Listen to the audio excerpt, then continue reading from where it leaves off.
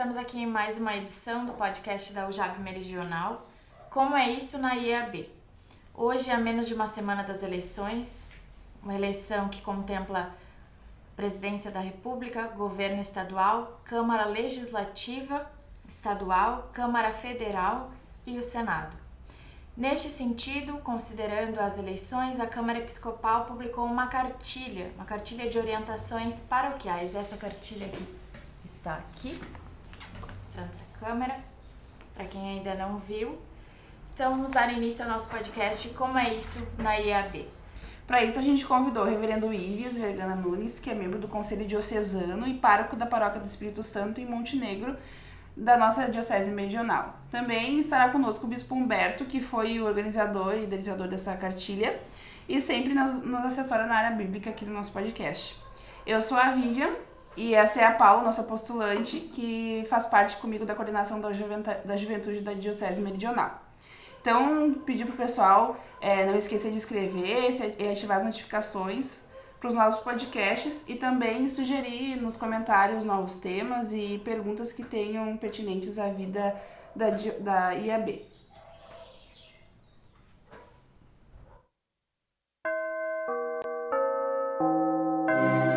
Este é o podcast da Diocese Meridional da Igreja Episcopal Anglicana do Brasil. Vão e lancem suas redes em águas mais profundas. Lucas 5:4b.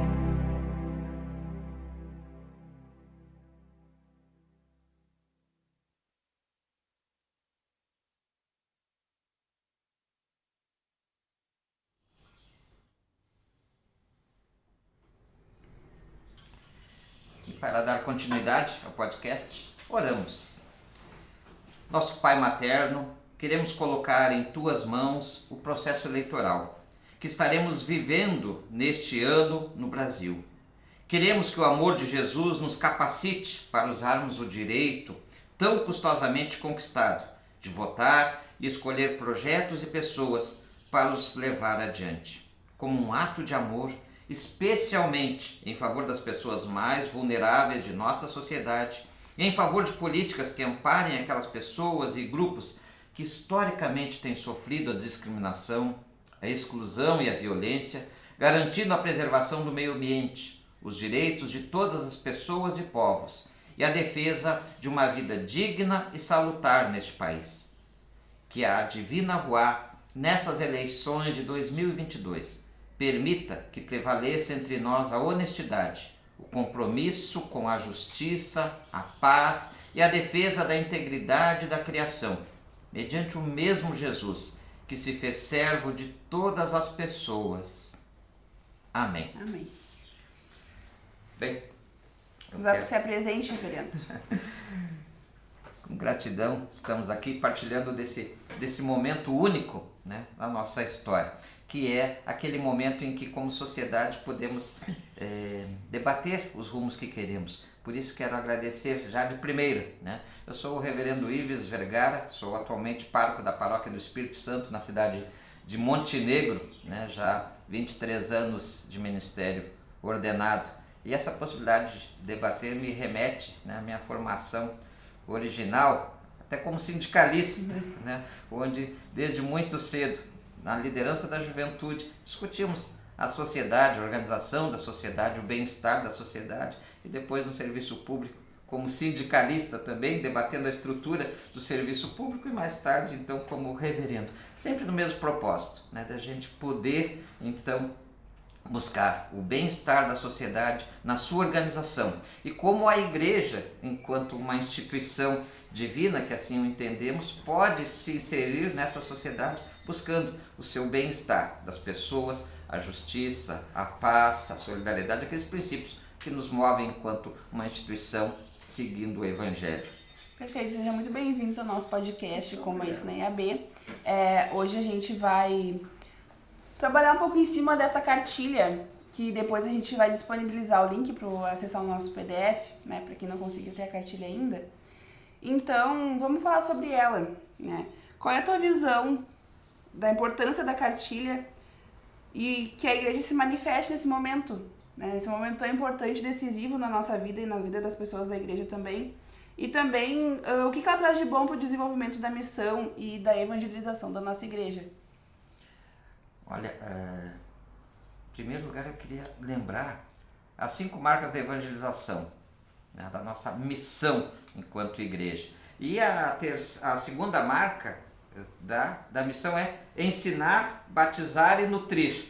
É papel da igreja ensinar, batizar e nutrir as pessoas, né, nos conhecimentos, na informação, naquilo que é condizente com o Evangelho de Jesus Cristo. Né? E as 5 marcas da missão estão muito presentes na cartilha. Né? Então eu começo com esta para dizer da importância dela. Né? Se esse é o papel, ensinar, nutrir, né, batizar, orientar o povo, então nada mais adequado que possa fazer num momento tão significativo da história da nossa nação, também prestar esse papel de orientar. E a cartilha se propõe a isto, a esta orientação. Então está cumprindo intrinsecamente aquilo que é seu papel, orientar o seu povo, a partir dos nossos princípios, dos nossos valores, né, dos princípios evangélicos. Portanto, então, eu acho realmente, considero fundamental que se lance essa cartilha enquanto algo que vem a construir para a população em geral e em particular para o nosso povo, guias mestras, né, de como ela deve proceder. Parar para refletir, ela chama o povo a refletir, ela não orienta no sentido do voto em quem se deve votar, mas na reflexão do valor da democracia, desse bem extraordinário que Deus nos concede, que é a oportunidade do povo, de forma democrática, através do seu voto, da sua participação, da sua cidadania, escolher. Então, a partir disso, ela orienta nos princípios evangélicos, nos princípios que a igreja prega, né? E por isso vai dando. Ela tem uma parte inicial dessas orientações pastorais que recolhe também as cartas já emitidas pela nossa Câmara Episcopal, né? Como orientação dos nossos bispos e bispas para o povo da igreja, segue com questões legais, né? do funcionamento da estrutura legal, né? O que é muito importante. Eu recomendo realmente que o pessoal acesse e possa olhar para compreender, né? Mas também chama nosso povo a orar, como essa oração que a gente fez inicialmente, né? Essa a orar e refletir. Não é partidária, né? Ela, na verdade, ela não vai induzir a gente a algum sistema, alguma pessoa que a gente precise votar. Ela vai nos mostrar o que é melhor como cristão escolher. Quando a gente escolhe uma pessoa, um presidente, um governador, um deputado, a gente precisa olhar as propostas dessas pessoas e comparar com o que ser cristão significa, né? Então, dentro disso, vai ter a justiça, vai ter, né, todas essas coisas que a gente vai depois comentar que tá dentro da cartilha. Então, essa cartilha, na verdade, ela é uma instrução, né, uma orientação pra gente só seguir o que a gente deve fazer como anglicano, né, como cristão. Eu diria que a cartilha é tão partidária quanto a Bíblia é partidária. Se chamar de partidária, a Bíblia também é partidária no sentido de que tomar parte, né? E isso toma parte desde o livro do Êxodo. Deus tomou parte, né? Eu ouvi os clamores do meu povo e desci para socorrê-lo, né? Deus toma parte, ele não é a parte, ele não é fora, isolado, ele toma parte. Nesse sentido, a cartilha é tão partidária quanto a Bíblia é partidária. Está assim, né, nesta orientação, a partir dos princípios bíblicos, daquilo que a Bíblia toma parte, dos excluídos, dos que passam fome, sede de justiça, dos pacificadores. Há tantos aspectos que traz a cartilha, nos relembra a cartilha do ponto de vista bíblico, mas também do ponto de vista dos 5 marcas da missão, mas é tão partidária quanto. Né? Então, as pessoas que pensam, às vezes, ou acusam, ou reclamam, está tomando partido, na verdade, desconhecem a própria Bíblia, né? Porque Deus toma partido nesse sentido. Né? Então, orientada pelos princípios bíblicos e pastorais da igreja, ela também passa a mesma orientação. Então, ela só sintetiza, poderíamos dizer assim, alguns princípios bíblicos e do jeito pastoral da igreja numa cartilha com o viés, com foco na eleição, digamos assim. Mas não mais do que isso, né? As pessoas certamente encontrarão aqui orientações seguras, né, para esse proceder nesse processo. E por que a gente fala tanto em democracia? Por que ela é tão importante? Em ponto de vista cristão também, né? Porque não é só a questão de ser democrata na nossa sociedade, mas e sim também os nossos valores cristãos nos dizem isso, né? Olha, para nós, episcopais anglicanos em particular no Brasil, a democracia é um princípio fundante, porque somos democráticos nas nossas comunidades quando escolhemos uma junta paroquial, que é o representante dos leigos, das leigas, para administrarem a comunidade. Nós somos democráticos num processo, por exemplo, de eleição ao episcopado, né, que também passa por um grande processo onde todas as comunidades têm direito, né, através das suas delegações, a escolher.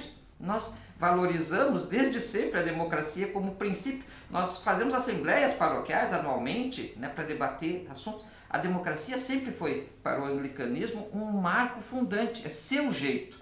Né? Nós não queremos um poder externo que vá dentro da comunidade interferir. Né? Por isso também, quando se repete isso na sociedade em geral, né, para nós tem um grande valor, por princípio fundante do anglicanismo, mas também por possibilitar a toda a sociedade, das pessoas mais pobres aos milionários, todos têm um voto.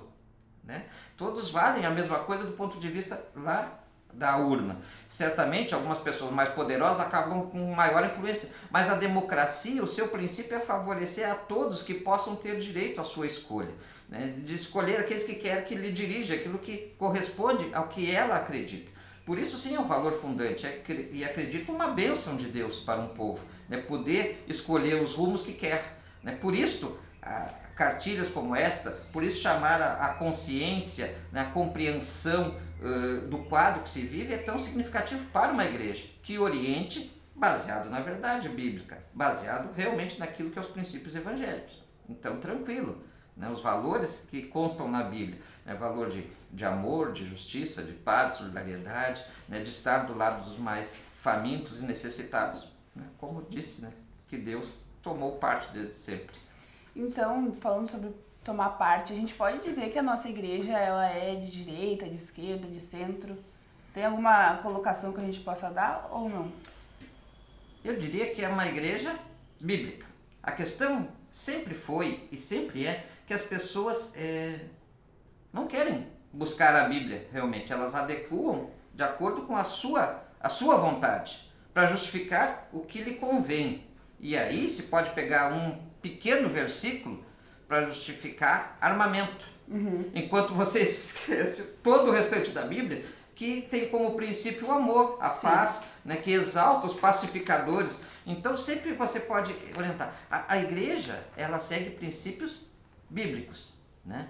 E a gente não pode trair os princípios bíblicos, não pode trair Jesus Cristo, que, né, é essencialmente amor, partilha, solidariedade, cuidado com os mais necessitados, né, alimento aos famintos, né, cuidar daqueles que a sociedade abandonaram, como os leprosos. Né? Ele sempre esteve desse lado. Portanto, não é uma questão de direita, de esquerda, de centro. É uma questão de princípios bíblicos e evangélicos, aquilo que é a base da nossa fé. Né? As pessoas precisam compreender o que é verdadeiramente a base da fé e não distorcer. Né? Não encontrará jamais Jesus pregando armas, né, que é algo que para mim é realmente afrontoso ao Evangelho. Tentar justificar biblicamente a arma, a violência, a morte de alguém. Como se isso fosse um valor cristão, né? Exatamente. É uma afronta a Jesus Cristo que morreu crucificado.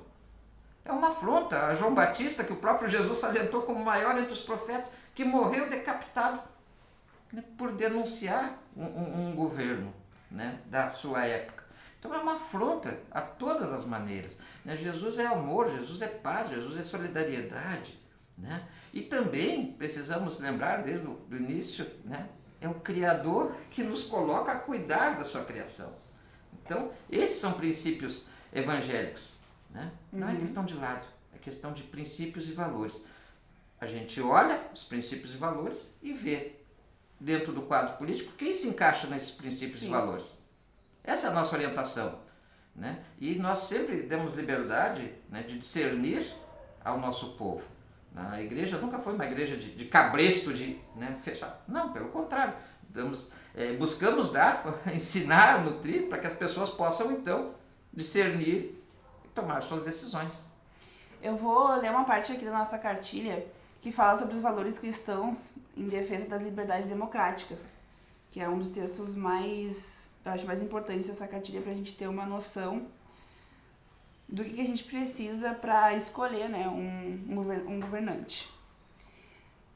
Em diversas manifestações feitas desde 2016, a Câmara Episcopal da Igreja Episcopal Anglicana do Brasil denunciou o desmonte das políticas públicas, o desemprego crescente, a negligência diante da destruição do meio ambiente, a política genocida diante da pandemia da Covid-19, a promoção de uso de armas e a violência sistemática contra os povos indígenas, o ataque à luta do povo negro e as comunidades quilombolas, o desrespeito à dignidade das mulheres e seus direitos, a discriminação contra a comunidade LGBTQIA+, e tantas outras. Vimos que, longe da corrupção ser evitada, ela foi solapada como sigilos centenários sobre informações que pudessem evidenciar desvios no exercício de cargos públicos. Tudo isso sem contar o desrespeito às leis ambientais, a falta de fiscalização, o aumento do garimpo legal e ilegal, o desmatamento e as queimadas. Como afirma a carta acima mencionada, embora respeitemos o direito de manifestação e expressão da fé em todas as suas formas, não podemos nos calar diante de tais ameaças ao Estado democrático de direito. Então, além de tudo isso, da violência sistemática contra todas as comunidades que são mais excluídas, a questão da corrupção, que para nós cristãos deveria ser um princípio básico, né?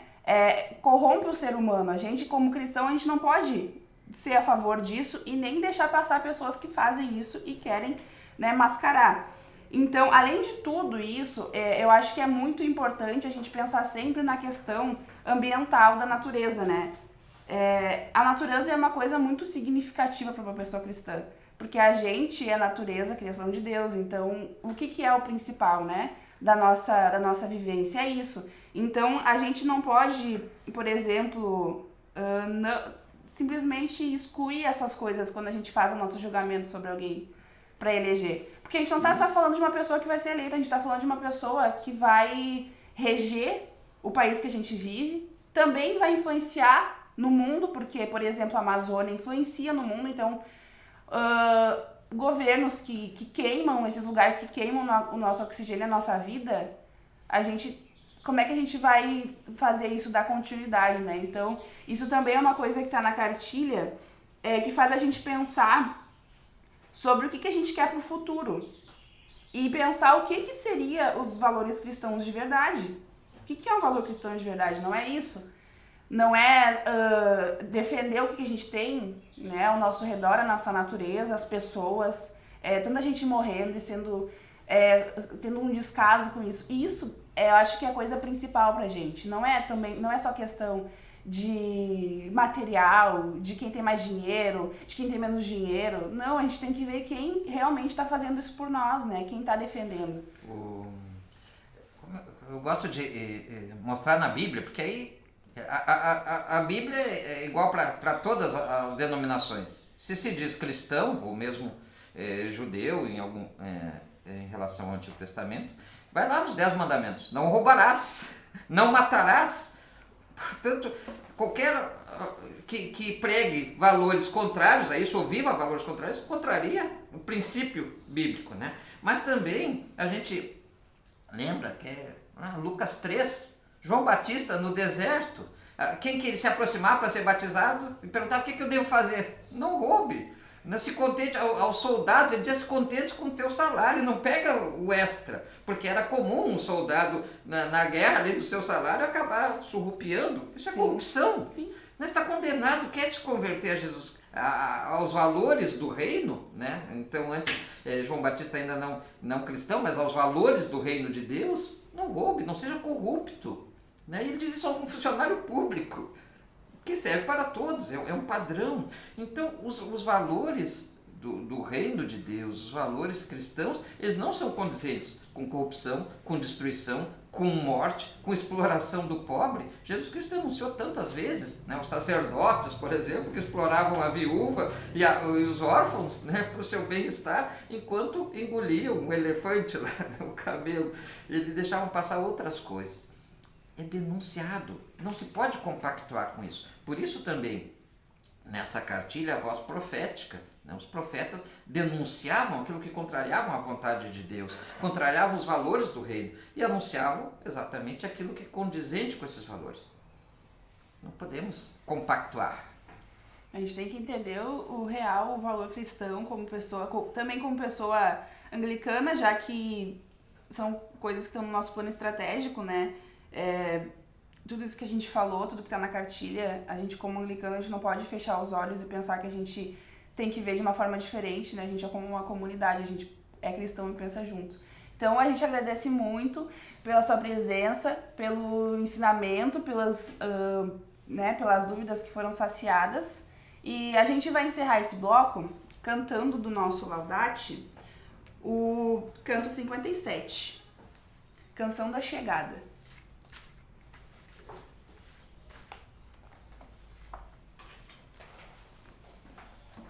Com a nossa assessora de música, Paloma, que vai tocar o teclado.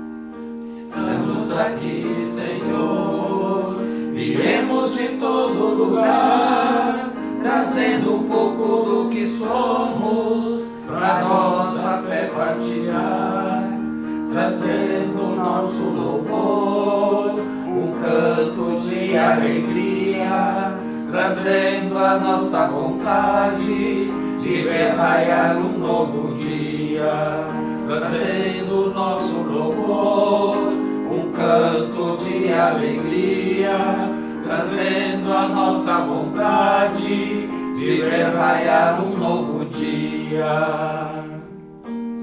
Estamos aqui, Senhor, cercando esta mesa comum, trazendo ideias diferentes, mas em Cristo somos um. E quando sairmos daqui, nós vamos para voltar na força da esperança e na coragem de lutar. E quando sairmos daqui, nós vamos para voltar na força da esperança e na coragem de lutar. Estamos aqui, Senhor.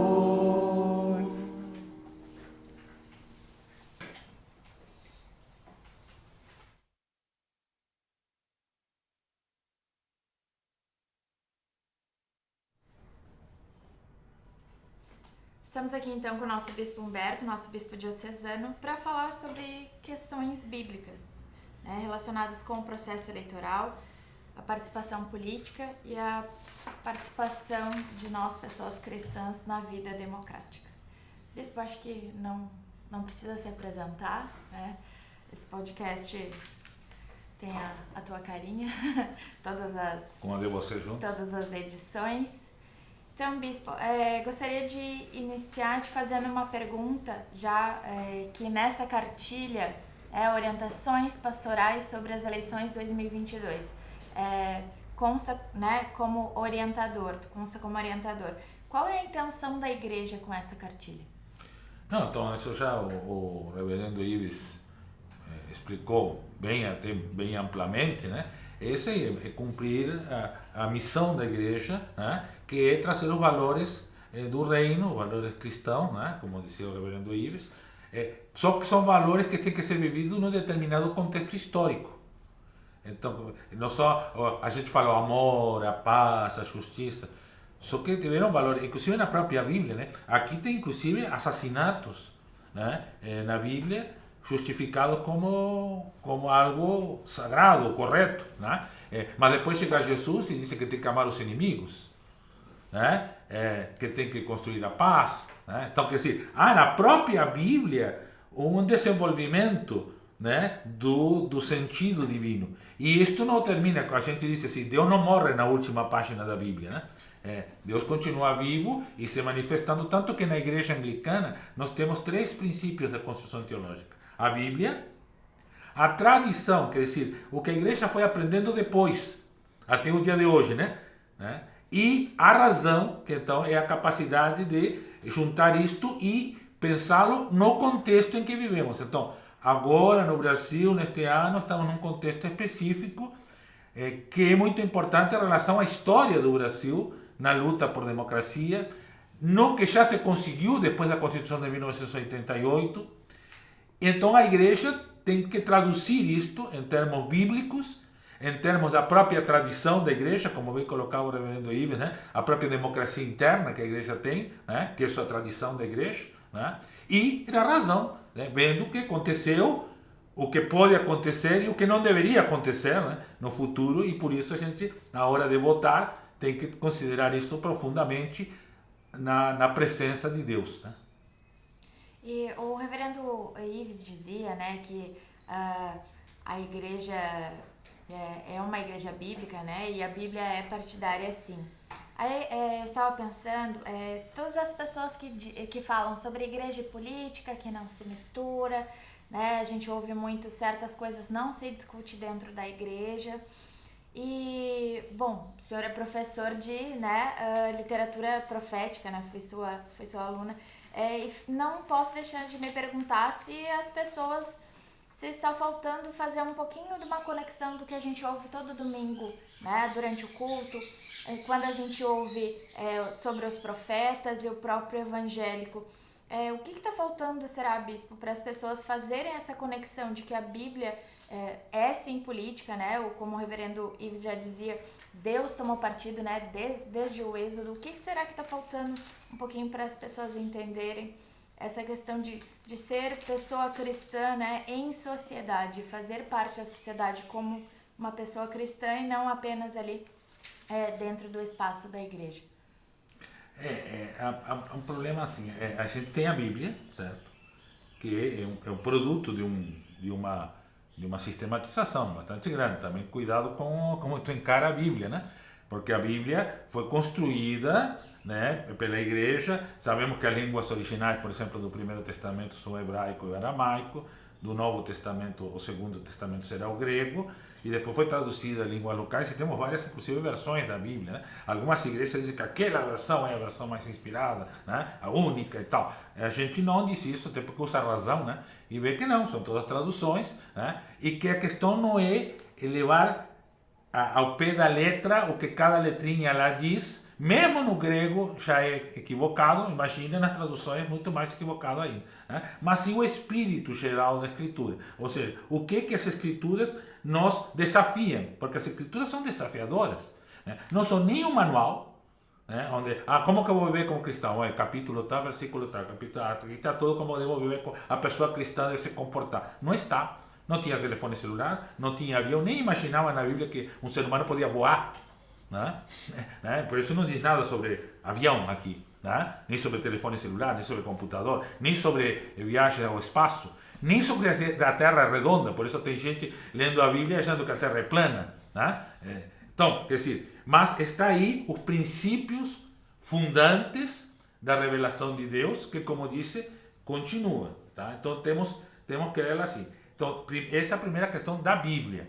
Depois da Bíblia tem uma história do cristianismo. E a história do cristianismo não é muito boa, né? No Ocidente, qualquer pessoa que vai estudar história vai ver as barbaridades, os horrores que se fizeram pela fé cristã, em nome da fé cristã, ou pela aliança entre a fé cristã e determinados poderes de dominação que aconteceram na história da humanidade. Aí vem todo o genocídio indígena, né? O genocídio indígena na América Latina e Caribe é o maior genocídio da história da humanidade, né? E continua, pior que não terminou, né? Depois vem toda a questão da escravidão, justificada na Bíblia também, né? As mulheres então nem se fala, né? Ou seja, até hoje tem gente justificando a submissão da mulher e tudo mais. É muito interessante que o arcebispo de Cantuária, em Lambert, pegando a primeira carta de Pedro tem uma parte que diz que o escravo tem que se submeter a seu dono e a mulher ao homem, né? Está no mesmo capítulo, na mesma narrativa, digamos assim.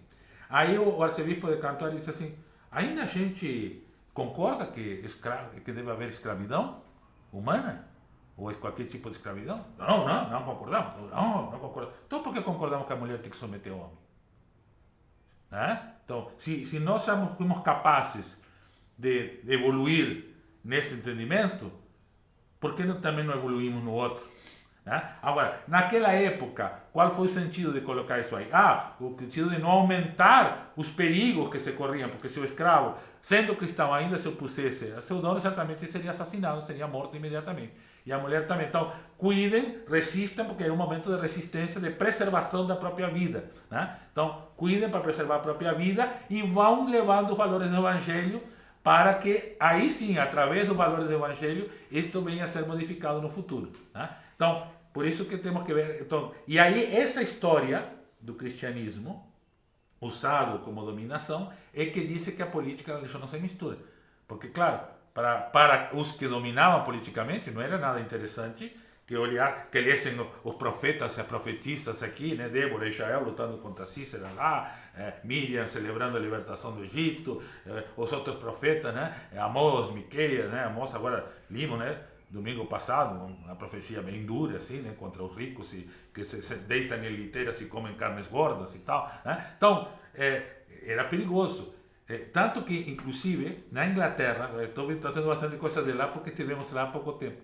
Na Inglaterra, há um costume de todos os dias, às 17h30, fazer a oração vespertina. Todos os dias. Nas catedrais e nas igrejas, principalmente em todas as igrejas, a catedral se mantém, todos os dias. E em todas essas orações, sempre se lia o Cântico de Maria. Ou se cantava o Cântico de Maria. E o Cântico de Maria diz lá, derrubou os poderosos de seu trono e exaltou os humildes. Encheu de bem os famintos e despediu os ricos de mãos vazias. Aí queriam proibir que lesse o cântico, porque aí o pobre ia ver isso e disse, opa, aqui tem uma coisa errada. A Bíblia está dizendo, a Maria está lá, grávida de Jesus, falando disso, profetizando isso, e nós aqui fazendo exatamente o contrário. Então, de fato, essa questão que a política e a religião se mistura vem dessa manipulação da fé cristã para evitar que o povo não só acessasse a Bíblia para ler, que já foi um avanço, mas que também visse na Bíblia as contradições da sociedade, né? Principalmente a opressão, a morte, a discriminação. Justamente por essa questão histórica, essa questão dos contextos, né, Bispo, que como o senhor sempre fala e como o reverendo estava dizendo, muita coisa pode ser justificada na Bíblia se tirar, né, partezinhas específicas, né? Mas acho que, como sempre é repetido, né, e sempre é falado em todas as questões que são discutidas na igreja, é sempre ver a Bíblia e o contexto como um todo, né? E o reverendo já falava, tá, mas e o amor, né, como algo muito amplo. E gostaria que o senhor falasse um pouquinho mais, então, sobre por que a igreja, então, deve se manifestar, né, de uma forma mais, assim, ativa. A Câmara vem se manifestando já há alguns anos, né, com cartas, né, e como é esse processo de acontece uma situação e a igreja se sente, digamos assim, no dever por seus princípios, né, em se manifestar na sociedade? Bom, eu quero saber qual é a igreja que não está se manifestando. Porque eu vejo praticamente todas se manifestando. A pergunta é como e para quê. Tem igrejas se manifestando para dizer que votem em tal candidato, em qual candidato. Agora havia propaganda de um candidato ao governo do estado e os pastores lá dizendo, eu sou pastor tal, pastora tal, e eu indico o fulano de tal para ser governador. Né? Porque esse defende os valores. Então, isso é uma manifestação. Então, acho que essas pessoas cristãs entenderam que devia se manifestar, senão não estariam dando a propaganda do candidato. Né? Mas nós entendemos também que devemos nos manifestar, mas não dessa forma. Né? Porque justamente a nossa, o nosso ethos é uma palavra grega que significa o jeito de ser, a forma de ser. Né? A gente fala do ethos anglicano, da forma de ser anglicana, é uma forma, tanto se fala em liberdade, né? É a forma da profunda liberdade das pessoas poderem, por si próprias, ter sua relação com Deus e marcar os seus caminhos em comunhão. Por isso até em nível mundial se chama comunhão anglicana, né? Não chama união anglicana, nem federação anglicana, né? Nem igreja anglicana, nós somos uma comunhão de igrejas diferentes e dentro de cada igreja, cada província, há dioceses diferentes e cada comunidade tem sua personalidade e cada pessoa tem o seu caminho em comunhão com as outras, que significa ouvindo as outras, considerando as outras. Então, a Câmara Episcopal, esta Câmara, neste contexto, né, estas pessoas que hoje fazem parte da Câmara, orando juntas, lendo a Bíblia juntas, usando a razão em relação à realidade, dizem, não, temos que nos manifestar. Já desde muito antes das eleições, quando começaram a acontecer algumas coisas, nós achamos que devíamos se manifestar. Agora, veja, qualquer manifestação da Câmara não obriga ninguém na igreja a seguir. Enquanto outras igrejas, os pastores e pastoras lá, né, quase que determinam, né, que se tu não votar nisso, está negando a Jesus Cristo. Isso não diz nada que ninguém está negando a Jesus Cristo. São orientações. É o pensamento dessa Câmara Episcopal, nesse momento, das pessoas que exercem esse ministério na igreja, que é o ministério da unidade e o ministério profético em relação a toda a igreja. E aí as pessoas leem, observam, leem de novo a Bíblia, oram de novo e, como dizia o reverendo Ives, tomam a sua decisão, né? E qualquer decisão é bem-vinda na igreja, né? Mesmo que a gente discorde profundamente entre nós sobre algumas dessas decisões, né? E bispo, então, como seria então seguir esse profetismo, essa igreja profética? Então, né, ter essas orientações, né, como foi falado aqui, a intenção da nossa igreja, né, nunca foi, nunca será dizer em quem as pessoas têm que votar, né, mas acho que, como o reverendo ali dizia, né, da segunda marca da missão, batizar, ensinar e nutrir, então a igreja, né, faz essa conexão, né, faz seu papel de evangelizar e trazer esses valores, né, do evangelho. Então, nós como pessoas, né, cristãs, dentro dos nossos valores, então seria então no sentido de levar isso em consideração, né, além das nossas vidas particulares, mas também na nossa vida em sociedade, né, bispo, em favor, né, da democracia, como o reverendo já falava, um princípio fundante do anglicanismo, né, e principalmente na nossa sociedade, né, bispo? Exatamente, então é isso, né? Está aí um auxílio, um aprofundamento em tudo que nos foi possível aprofundar. Sempre poderia ter sido melhor, mas foi o melhor que podemos fazer para oferecer ao povo da igreja um subsídio. A gente usa a palavra subsídio, algo que ajuda, uma bengala, uma corda, um corrimão, né? Um elevador, né, para acessibilidade, né? Uma rampa, né? Aquilo que ajuda a pessoa a percorrer e acessar isto, né, de maneira mais segura, vendo isso. Porque mesmo que não concorde, tenha segurança de que refletiu sobre isso, né? Que não assim simplesmente foi lá votar sem pensar em nada, sem considerar nada, porque achava que a religião era uma coisa e a política era outra e que uma coisa não tinha nada a ver com a outra. Não, está aqui, tem a ver sim, porque como está aqui, inclusive depois no final há uma questão de ética sobre candidaturas, que diz que a igreja não tem nenhuma candidatura própria, reafirmando isso, né? Então, e aí as pessoas então orem, sempre orem, né? Eu sou a favor da oração antes, durante e depois, né? Orem antes, né? E agradeçam a Deus depois de ter votado por ter tido esse direito, porque houve um tempo que esse direito não houve e houve um tempo que quem lutasse por esse direito podia ser morto, podia ser uma pessoa presa ou podia ser exilada a outro país, né? Esperemos que isso nunca mais aconteça. Então tá, bispo, agradeço por mais uma vez trazer essa visão bíblica, né, do nosso assunto dentro do nosso podcast, a nossa assessoria para assuntos bíblicos, né? Muito obrigada, então, pela participação.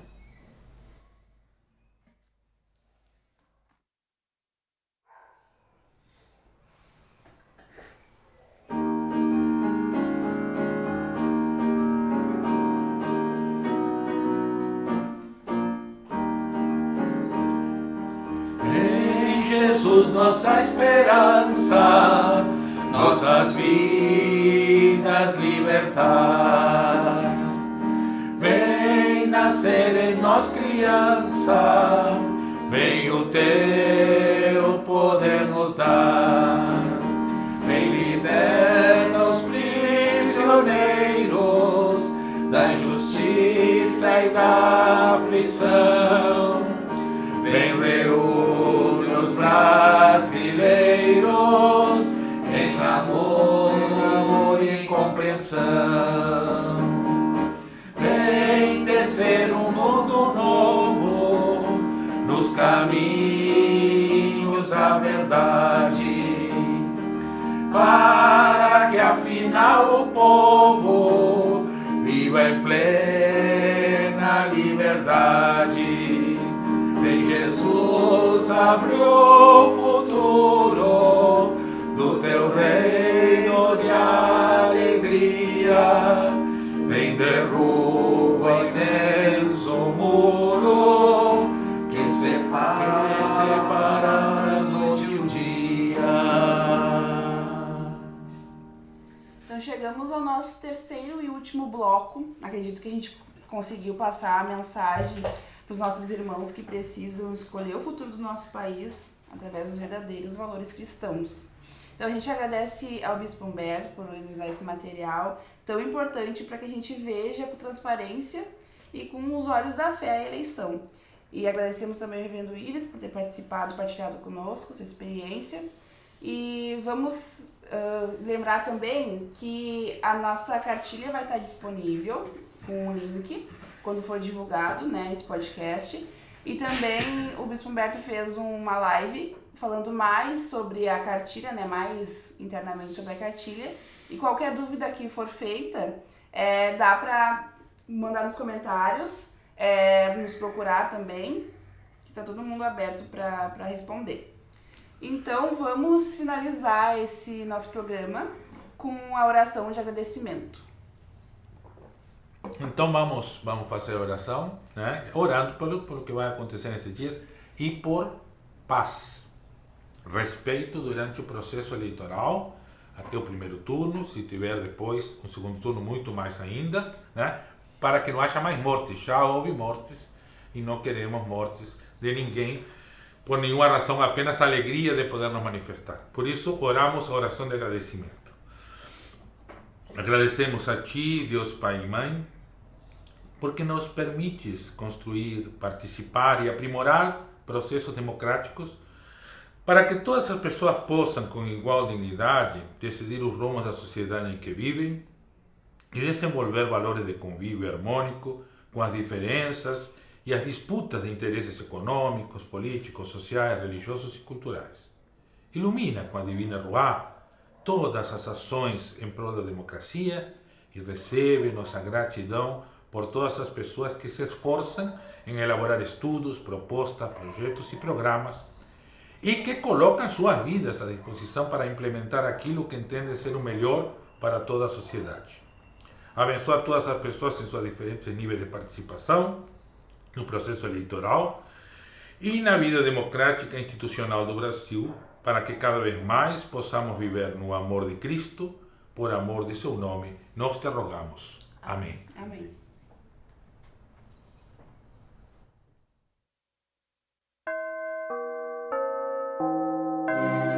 Este é o podcast da Diocese Meridional da Igreja Episcopal Anglicana do Brasil. Vão e lancem suas redes em águas mais profundas. Lucas 5:4b.